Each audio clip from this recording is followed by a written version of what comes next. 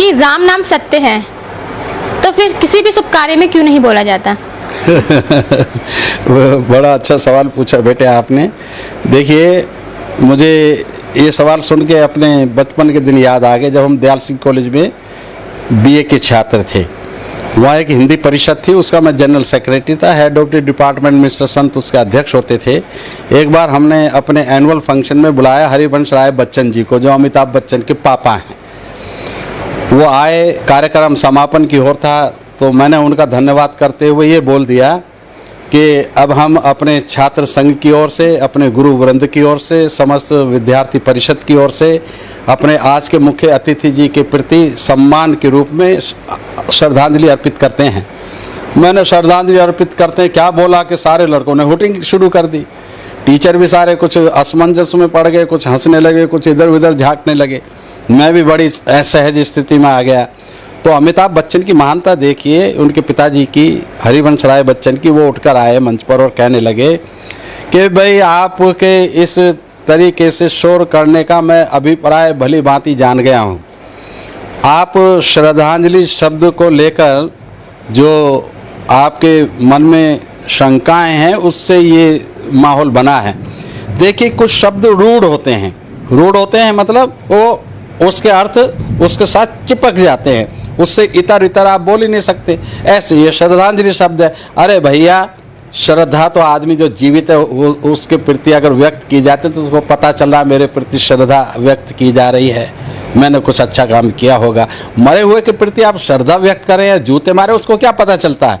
ऐसी एक शब्द है राम नाम सत्य है। वो रूढ़ हो गया कि जब आप उसको किसी मुर्दे को लेकर के चलोगे तो बोलोगे राम नाम सत्य है।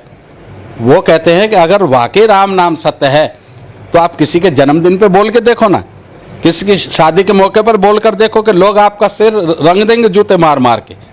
तो राम नाम सत्य है वो एक मुर्दे के साथ जाने के लिए टाइप्ड हो गया। इससे ज़्यादा उसकी कोई और सच्चाई है नहीं, कोई सत्यता है नहीं।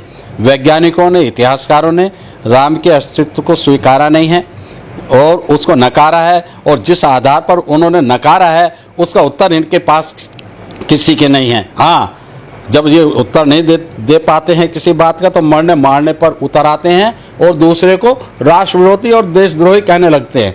तो ये इनका असली मकसद है। राम एक सच्चाई हो नहीं सकता। राम तो हमारे अस्तित्व का दुश्मन था। शंभुक ऋषि की जो कथा वाल्मीकि रामायण में आई है, सुंदरकांड में, कोई भी उसको पढ़ सकता है। उसमें वो शंभुक का कसूर क्या था? शंभुक का कसूर ये था कि वो अपने समाज को संगठित कर रहा था। वो एक तरह की तपस्या थी, क्योंकि ये लोग करने नहीं देते थे, और उनके षड्यंत्रों को नाकाम करके अपने लोगों को पढ़ाने का काम करना ये कोई बुरी बात नहीं थी। बस ब्राह्मण को यही बुरा लग गया। ब्राह्मण ने जाकर के रामचंद्र जी को भड़काया।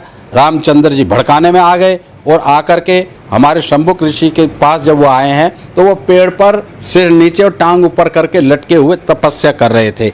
यानी कि जो व्यवस्था थी उसके उलट चल रहे थे, उसका मतलब आप ये भी ले सकते हैं। तो ऐसे शंभुक ऋषि की भगवान राम ने अपने हाथ से तलवार मारकर उसकी गर्दन काट दी। और गर्दन काट दी, इतना ही नहीं हुआ, देवता इतने प्रसन्न हुए, आकाश में से पुष्प वर्षा की उन्होंने। यानी कि सारे देवता, यानी कि सब देव का मतलब ब्राह्मण होता है, वो इतने प्रसन्न हुए कि रामचंद्र को हमारा कत्ल करने पर, हमारे बाप का कत्ल करने पर वो आशीर्वाद दे रहे हैं। तो वो राम कैसे सत्य हो सकता है, या हमारे लिए कैसे श्रद्धा का आधार हो सकता है? नहीं हो सकता।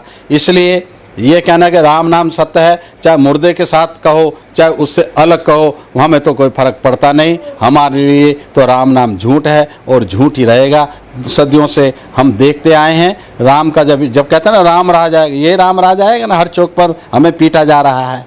कहीं गौ के बहाने से, कहीं डायन बता दिया हमारी महिला को, उसको जला दिया, मार दिया। कहीं हमारे आदमी को मारना है तो उसे चोर बता दिया। किसी ने झूठ बोला, इसने चोरी कर ली, उसको सचमुच में मार दिया। ये सब षड्यंत्र हमारा अस्तित्व समाप्त करने के लिए चल रहे हैं, पर ये इसमें सफल होंगे नहीं।